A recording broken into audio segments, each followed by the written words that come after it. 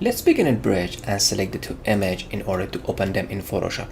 I'm holding down Ctrl Command and click on this icon to add and disable and enable the photo.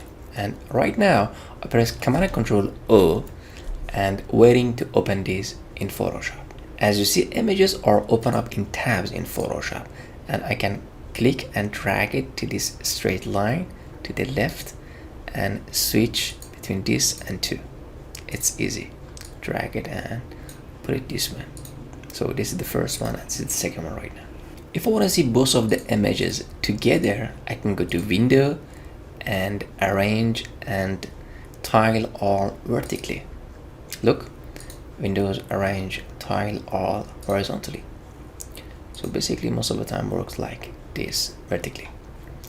And if I go back, I can arrange and consolidate all the tabs. And if I want to float a window, I can just click and drag it out. Now I can put it on secondary monitor if I have to, because sometimes I'm working on a specific artwork and I need to keep eye on another image or sample image. Now I can put this and drag it, put it on another monitor and working on this one. And to bring it back, I'm just going to click at the top and drag it and drop it here. You see the blue line, and just let it go. And that's it. Now there's a lot of way to zoom in and out in Photoshop.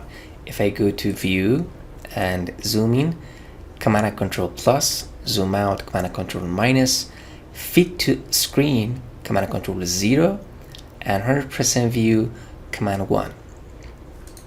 Now press Command plus, see it's zooming in, and hold on again, Command and Control and Command minus on your keyboard, or press Z on your keyboard. Again, drag with the mouse, drag to right and left, zooming in and zooming out.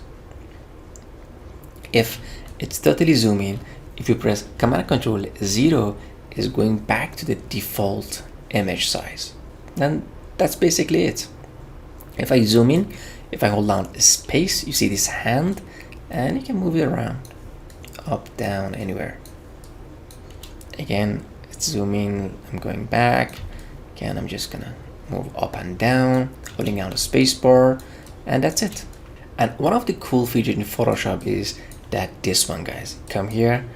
If I click here, you see I can see the full screen mode, and basically the shortcut is F. You press F on your keyboard and you can increase the view size, but you miss all of this, right? You don't see anything on the right and left. If you press tab, you can just bring them back, press tab again, and you can work on your artboard. Press tab again, you can bring back all the tools, and press F to bring back everything, because sometimes we need more space, especially when you're working with your laptop. It's 14-inch laptop and you don't have a lot of space. So press F on your keyboard 2 times. If you need any tools, press tab, pick up your tools, tab again, work on your artboard, tab again, and you can go back. I use this technique a lot when I had a laptop in my college, so it's really helpful. Photoshop has a lot of panels which are in Windows actually. If come to Window and click on, for example, gradient, you can see all the gradient here.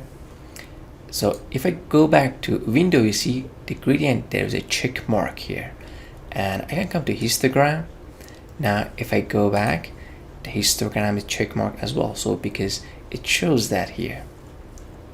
There's a lot of stuff. If you're looking for info, can go back to Windows, see the info is check mark as well. Libraries, anything that you're looking for are basically on a window panel, so you don't miss anything actually.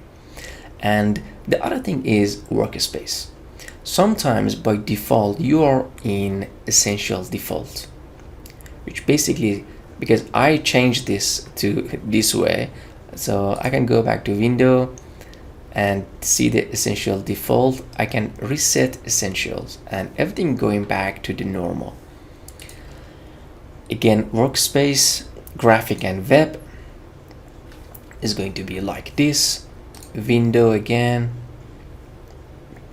workspace and motion.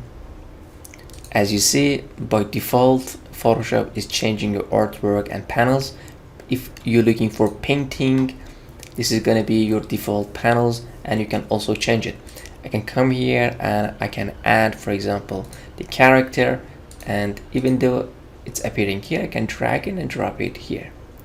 Basically, it should be at the blue sign here. So here we go. I can drag this up a bit from, so I cannot change this actually. It's weird. I can change this one, but I cannot change this one. It's weird. Alright, no problem. Let's go to window and again bring back the properties. I can put the properties here as well. I'm just gonna click it and drag it here and put it here. If you don't like this, go back to window, workspace, and reset painting.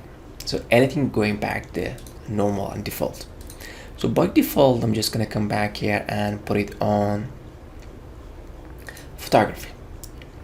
You see, we have libraries, adjustment, and everything. So adjustment is all the adjustment layers that we are looking for, which I'm just gonna show you later.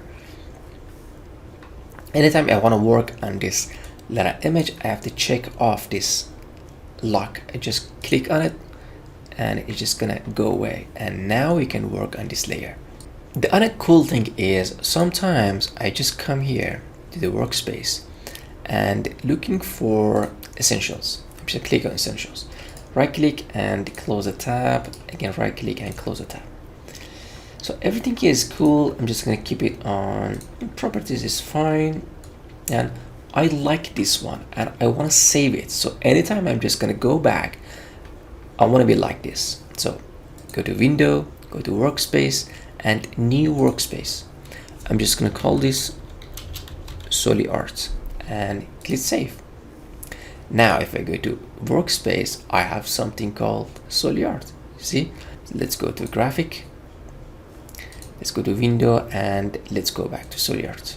So again, this is basically the default setting that anytime we're just gonna go back to Photoshop, it's just gonna be saved here.